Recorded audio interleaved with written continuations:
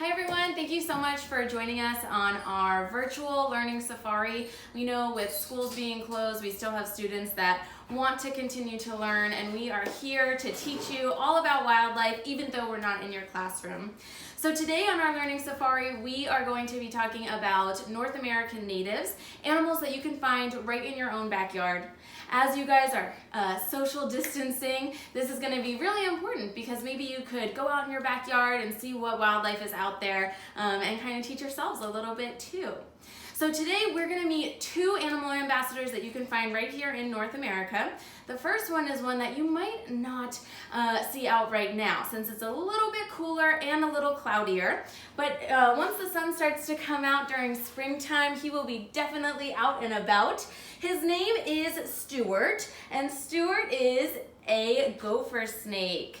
These types of snakes are sometimes known as bull snakes as well, and hopefully you guys have been lucky enough to see them right in your own backyard or maybe out on a hike.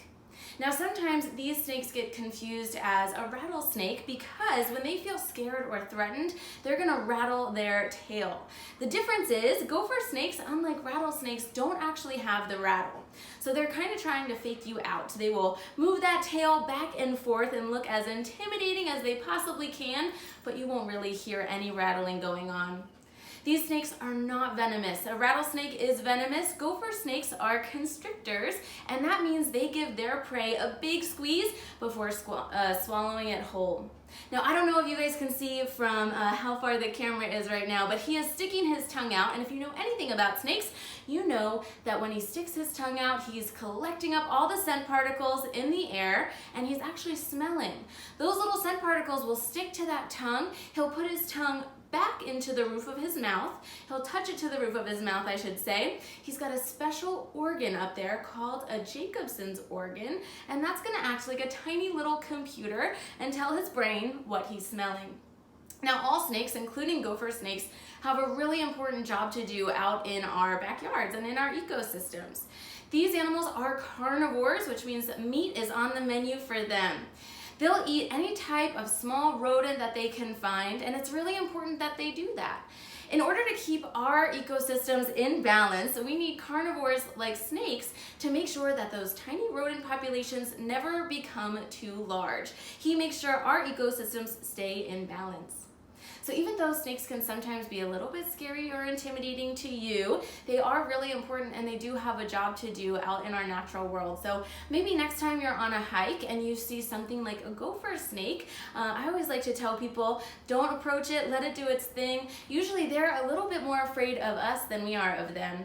Snakes naturally don't really want to be seen by us because we're big, scary humans, so they're going to try to stay hidden. If you do see one out on the hiking trail basking, soaking up the sun, let them do its thing and maybe give them a little thank you for being population control in our environment. All right, friends, we're going to learn about another animal today too. I'm sure you guys have seen her before. Her name is Maggie, and she is another animal that you can find right here in California. Here she comes. She's going to come over and eat a delicious grape for us. Maggie is known as an opossum. There we go. Let's see if she wants a grape this morning. Opossums are found right here in California. We actually have them all over the United States. And you guys might have noticed that I said opossum, not possum. Oh, there we go. We got our grape now. Something juicy, a nice juicy treat. Now, there are animals called possums, but it's not this animal. She is an opossum. Anything you find right here in the United States is known as an opossum. They're really special to us here for so many reasons, one of them being they're the only native North American marsupial. That means that just like a kangaroo, a wallaby, or a koala, she has a tiny little pouch on her belly where she would keep her babies. When marsupials give birth, they give birth to teeny tiny little like raisin-sized opossums. Those opossums go into mom's pouch and that's where they grow big and strong. Once they're strong enough, they'll come out and ride on mom's back. She's basically a humongous school bus for her babies. As they start to get bigger, they're gonna fall off one by one and then they'll be out on their own.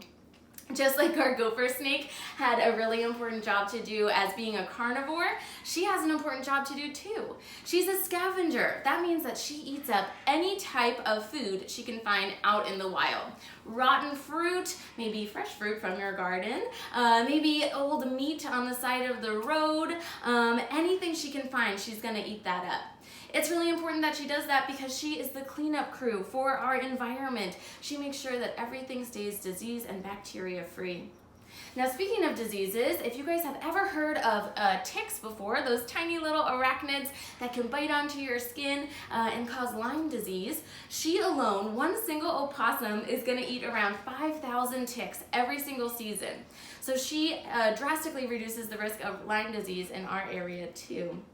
These little ones are excellent to have around, again, because they do keep disease and bacteria down. Just like our gopher snake, I always recommend to people, if you do see an opossum in your backyard, don't approach. They're not always going to look like Maggie does, just eating her grapes.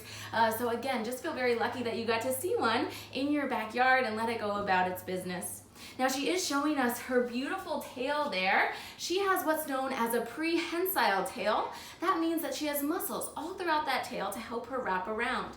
Opossums will be up, down, all around looking for food, and if she's on a branch, she's gonna wrap that tail around the branch. It's gonna be her tiny little seatbelt as she cruises around the trees, again, looking for delicious food to eat.